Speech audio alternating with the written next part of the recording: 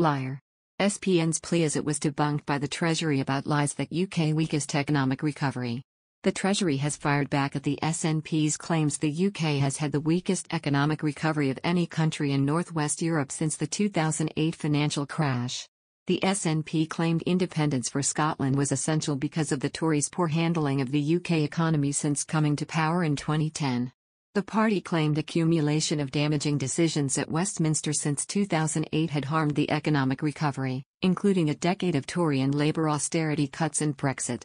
SNP chiefs also warned the UK government was making the same mistakes again during the recovery from COVID-19 and leaving Scotland's COVID recovery vulnerable under Westminster control. An analysis from the House of Commons Library, which Nicola Sturgeon's party pointed to, said the UK had the lowest growth in GDP per capita of any country in Northwest Europe between 2009 and 2021. The study, using IMF data, showed the UK economy grew just 5.8%, plus £1,709, compared to other European neighbours such as France, which grew by 7.1%, plus £2,221. Alison Thewlis MP, the SNP's shadow chancellor at Westminster, said, "It is essential that Scotland becomes an independent country, with the full powers and levers needed to secure a strong, fair and equal recovery from COVID. A decade of damaging Tory austerity cuts, the self-sabotage of Brexit, and weak economic growth has shown that Westminster cannot be trusted to deliver the strong recovery we need."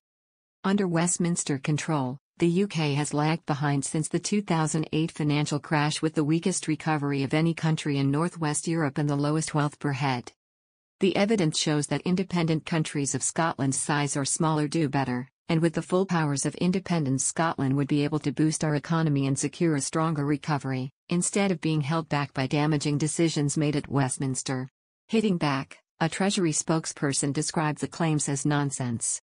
They added, "This is total nonsense. Latest figures show the UK having the fastest quarterly growth rate among the G7 nations. Our economy is on the mend and showing strong signs of recovery, thanks to our plan for jobs and successful vaccine program." Through the Barnett formula, the UK government has also provided the Scottish government with an additional £14.5 billion since the start of the pandemic. The plea comes as the SNP prepare to bring forward plans for a second independence plan in the upcoming programme for government at Holyrood. Scotland could be one step closer to becoming an independent country. The British government has been forced to play defence on calls for a second Scottish independence referendum, after the country's main nationalist party secured an emphatic victory in elections for its devolved parliament on Friday. The question of a referendum is now a matter of when, not if, Scotland's leader Nicola Sturgeon told British Prime Minister Boris Johnson on a phone call following the election results, her press office said in a statement. But the power to grant Scotland an independence referendum lies in London, not Edinburgh, and Johnson pushed back against the idea on Saturday, calling it irresponsible and reckless. Together, pro-independence parties won a majority in the Scottish Parliament in elections on Friday. Sturgeon's Scottish National Party, SNP, won 64 seats, one more than at the previous election, but one short of an overall majority. The Scottish Greens, who also support independence, won 8 seats. In its pre-election manifesto, the SNP pledged to hold a new Scottish independence referendum after the COVID crisis is over. "This election is most immediately about the need to steer the country safely through the rest of the pandemic," Sturgeon said ahead of the vote. "But it is also about the longer-term job of rebuilding and recovery that is needed, and who is best placed to lead that." Scotland has already had one independence referendum, in 2014, in which Scots voted by a margin of 55% to 45% to remain part of the United Kingdom. The British government agreed to hold that referendum after the SNP won a majority in the Scottish Parliament, calling it a once-in-a-generation event.